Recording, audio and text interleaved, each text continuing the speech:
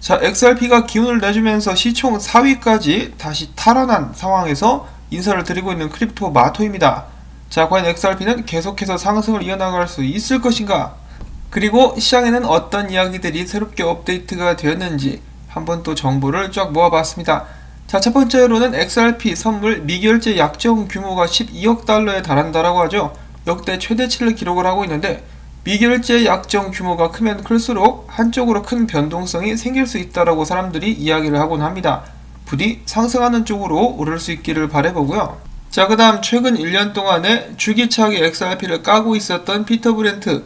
원래는 처음에 그렇게까지 싫어하진 않았었는데 XRP에 대해서 좋지 않은 분석을 했을 때 이 커뮤니티 멤버들이 달려들어가지고 막 안 좋은 공격을 했었더니 그때부터 XRP에 대해서 굉장한 반감을 가지게 된 것 같더라고요. 자, 아무튼 최근에도 XRP는 사기다, 그리고 빵원 갈 것이다 라고 줄기차게 이야기를 했었는데, 사실 스텔라도 빵원 갈 것이다 라고 이야기를 했는데 틀렸죠. 자, 사실 모든 분석가가 모든 것을 맞출 수는 없습니다만은, 자, XRP와 스텔라에 관해서는 계속해서 헛발질을 했었던 피터 브렌트라고 볼 수가 있겠는데요. 최근에는 그는 이렇게 분석을 했는데, XRP 가격이 전고점 이 3달러 근방을 뚫을 수 있겠다라고 이야기를 했습니다. 그가 그전부터 보고 있었던 이 역 헤드앤숄더가 제대로 터져주면서 지속적인 상승을 XRP가 이어나가며 결국 여기 있는 전고를 뚫을 수 있게 될 것이다 라고 예측을 하고 있는 것이죠. 자, 여기서 물린 사람들은 아직도 기다리고 있을 텐데 과연 구조대가 드디어 도착할 수 있을 것인가. 또한 그는 이어서 이야기하기를 최근에 XRP의 상승 같은 경우는 리플사가 유리하게 소송을 이끌어 나가고 있는 것과 함께 대중들의 광기가 원동력이 된 것 같다라는 이야기를 남기기도 했었습니다. 자, XRP 분위기가 좋기 때문에 지금 계속해서 좋은 이야기들이 나오고 있는 상황이죠. 차트 같은 경우도 굉장히 희망적이다라고 볼 수가 있겠는데요. 이 사토시 차트 3일봉 차트인데 보시면은 지금 저항이 좀 걸려있긴 한데 굉장히 강력하게 상승을 해주고 있는 XRP 모습을 확인해 보실 수가 있겠습니다. 이것을 뚫고 쭉 올라갈 수 있다라면은 지속적인 XRP의 가격 상승 기대를 해볼 수가 있을 것인데, 유명 분석가 칼리오 같은 경우는 XRP는 계속해서 오를 것이다 라는 분석을 남기기도 했었습니다. 자, 그가 적용한 프랙탈을 보시면은 지금 아직 한참 남았죠. 계속해서 이런 식으로 XRP 가격이 상승하게 될 수 있을 것이다. 단기적으로는 2달러 70센트까지도 보고 있는 모습이 보여지고 있는데요. 비트코인이 크게 엎어지지만 않는다면 계속해서 XRP를 비롯한 알트코인들 상승 행진을 이어나갈 수 있을 것이라고 예측을 해볼 수가 있겠습니다. 어떨 때는 비트코인이 엎어져도 혼자 올라가는 경우도 있긴 한데요. 일단 일반적으로는 비트코인의 기세가 크게 이 알트코인들에게 영향을 끼치는 것이 사실이죠. 부디 이 기분 좋은 나날들이 계속해서 이어질 수 있기를 바라보고, 자, 그 다음엔 소송 관련된 업데이트가 있습니다. 리플사 SEC 건을 담당하고 있는 판사 중에 한 명인 사라 넷번 판사는 그 전 SEC의 요청, 이 빵형과 크리스 할슨의 개인 재물을 까라, 개인 계좌 정보를 까라라고 했었는데 그것을 기각시켰다라고 합니다. 그것에 대한 이유로는 피고 개인의 재무 기록과 XRP를 공개시장 혹은 투자자에게 판매했는지는 관련이 없다라고 이야기를 했다는 것인데요. 자, 여기서 좀 더 추가적인 내용을 이 기사를 통해서 보게 된다면, 일단 사라넷번 판사 같은 경우는 단순히 그냥 SEC의 의견을 거절한 것이 아니고요. SEC는 이미 이 두 사람 빵형과 크리스 할슨의 XRP 관련된 거래 내역과 리플사로부터 받은 금액들의 내역은 이미 확보를 한 상태라고 합니다. 이런 상태에서 개인적인 은행 재무 기록이 SEC의 주장을 뒷받침할 수 있고, 또한 이 개인들의 재무 기록을 통해서 리플사 임원들이 SEC의 규제를 어겼다라는 것을 주장하기에는 좀 무리가 있다. 또한 SEC는 그동안에 리플사의 임원들이 그들의 거래 내역을 감추려고 주장을 했다라고 이야기를 했는데 그에 대한 증거를 찾아내는데 실패를 했다라고 덧붙였습니다. 그러나 만약에 SEC가 지금이라도 빵형과 크리스 할슨이 XRP 관련된 거래 내역을 숨기고 있다는 것을 발견해낸다, 그럴 수 있다라면은 상황은 뒤집어져가지고 판사가 리플 임원들에게 개인 재무 내역을 공개하라고 하게 될 수도 있다라고 합니다. 자, 그런데 지금까지 찾아내지 못했다라는 것은 이 빵형과 크리스 할슨이 숨기는 것이 없다라고 볼 수 있거나, 아니면 엄청나게 꼭꼭꼭꼭 숨겨가지고 절대 찾을 수 없게 만들어 놨다라거나 그렇게 볼 수가 있겠죠.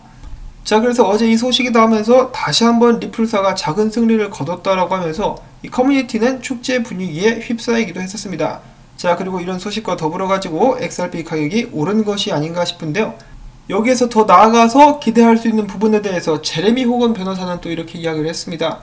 이번에 이렇게 개인 재무에 관련된 판사의 결정을 봤을 때 결국 이 법원에서 SEC가 리플사의 개인들, 임원들에게 건 소송들을 기각시킬 가능성이 높아 보인다라고 이야기를 했으며, 또 그는 이야기하기를 이 판사가 이렇게 이야기를 했다라고 합니다. 만약에 리플사가 XRP가 이더리움과 비슷하다는 것을 나에게 증거할 수 있다면 리플사가 이 소송에서 승리하게 될 것. 이런 발언과 함께 많은 커뮤니티 멤버들이 이 이더리움 초창기 때 그들이 ICO를 했었던 것, 그리고 공개적으로 이더리움을 판매하면서 했었던 발언 등을 이제 찾아내고 있는 그런 상황이라고 볼 수가 있겠죠. 자, 이런 상황 속에서 어떤 이들은 왜 XRP는 이더리움을 물귀신처럼 찾아가지고 물고 늘어지느냐라고 이야기를 하기도 하는데요. 일단 이 XRP 쪽에서, 리플사 쪽에서 가장 원하는 것은 동등한 대우라고 볼 수가 있겠습니다. 우리도 동등한 대우를 받고 싶다. 그렇기 때문에 뭐 딱히 이더리움과 비트코인을 공격하려는 그런 의도는 없지 않나 라고 저는 이렇게 생각을 해보고 있습니다. 자, 그 다음엔 또 이런 정보가 나왔었는데요. XRP 포렌직스라는 곳이 있다라고 하는데 저는 솔직히 여기가 존재하는지 몰랐습니다. 자, 아무튼 이들이 잘못된 계정으로 송금되는 XRP들을 방지를 시켰다라고 하네요. 여기서 잘못된 계정으로 송금된다라는 것은 사기꾼들 있죠. 사기꾼들의 계좌로 송금되려고 하는 것을 막았다라고 볼 수가 있겠습니다. 자, 이 XRP 포렌직스 같은 경우는 XRP 클러스터를 통해 가지고 이 과거에 있었던 XRP 거래 내역을 전부 다 저장을 합니다. 그러면서 잘못된 주소, 이 나쁜 놈들이 사용하는 주소에는 이 플래그를 세워가지고 그쪽으로 아예 송금이 되지 못하도록 막았다라는 것이죠. 이렇게 해서 막아서 구해낼 수 있었던 XRP 숫자가 무려 110만 개가량이 된다라고 합니다. 지금 1달러가 넘었기 때문에 절대로 적은 돈이 아니죠. 한국에도 이 툭하면은 유튜브 채널을 열어가지고 뭐 에어드랍 한다라고 하면서 사람들을 꼬셔가지고 사람들의 금품을 갈취하는 이 나쁜 놈들이 정말 많은데요. 이렇게 해서 조금이라도 사람들을 도울 수 있어가지고 다행이라는 생각이 듭니다. 이 보이스피싱이라든지 혹은 이 암호화폐 스캠들 때문에 피눈물을 흘리는 사람들이 정말 많이 있는데, 여기에 대한 대가를 이 나쁜 놈들이 언젠가는 꼭 치르게 될 거라고 저는 생각을 하고 있습니다. 자, 그 다음에 추가적으로 데이빗 슈월츠의 발언들 몇 가지를 보도록 하겠는데요. 자, 미국 규제 기관들은 암호화폐 분야에 대해서는 합의점을 찾고 있지 못하다. 그러니까 그들이 각자 다른 기준을 가지고 암호화폐에 대해 접근하고 있기 때문에 암호화폐 관련된 사업자들만 혼란을 겪고 있다라고 이야기를 했었고, 또한 그는 여전히 NFT 전략을 연구하고 있는데, NFT가 유행일지는 모르겠으나 그럼에도 불구하고 XRP 레저의 가장 중요한 역할은 결제 메커니즘으로서 장점을 유지하는 것이기 때문에 CBDC, NFT, DeFi 등등은 메인 체인과는 다른 별도의 사이드 체인에서 작동되도록 해야 된다라고 입장을 밝혔다라고 합니다.